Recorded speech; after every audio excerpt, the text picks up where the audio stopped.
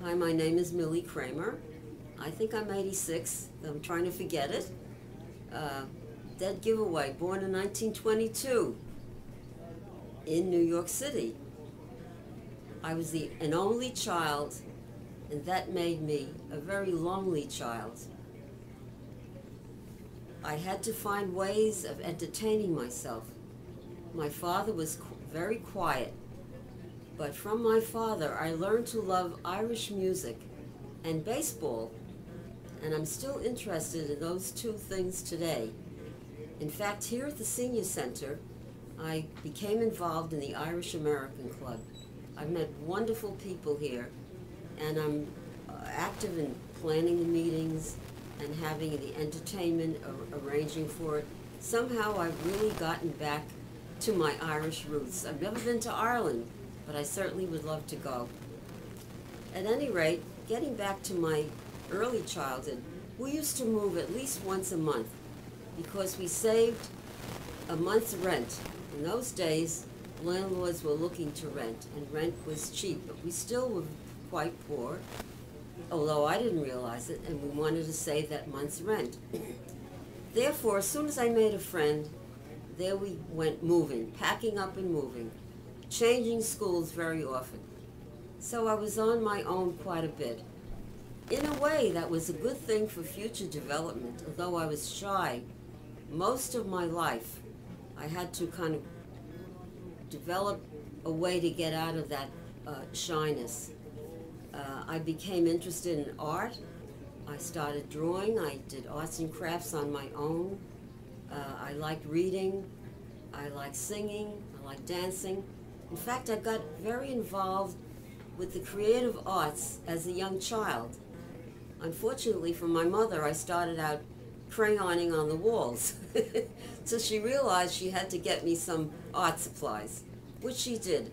Every Christmas and birthday, my birthday was the day before Christmas, so I was laden with gifts, with drawing paper, with paints, with all kinds of creative things that my mother managed to save up for and buy for me. And it was really a wonderful, exciting time. At any rate, my father worked for the Immigration Service as a clerk at Ellis Island. And he always said, you know, Millie, you should really go in for business. Get a good office job, preferably for the government, and you'll be set for life.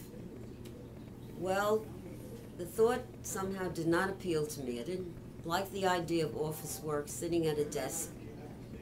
But there was no other course at the moment. So my first term in high school was business, which I despised, absolutely hated. I went home every day and complained and whined to my mother till she found a high school in the area. We lived in Corona at the time. And I went to Newtown High School, had a wonderful time specializing in art subjects. And of course we had our other subjects as well. And this was an Italian neighborhood. And I finally made some friends in high school, here and there, kind of oddball friends, people that nobody else seemed to want. One young girl was rejected by classmates. I couldn't understand why. Later on I realized that she was a Jewish girl. And my mother, by the way, taught me tolerance and compassion. So religion and nationality meant nothing to me. I was looking for friends, good people to be. I met another friend who was really rejected by the classmates. She was considered a fast lady.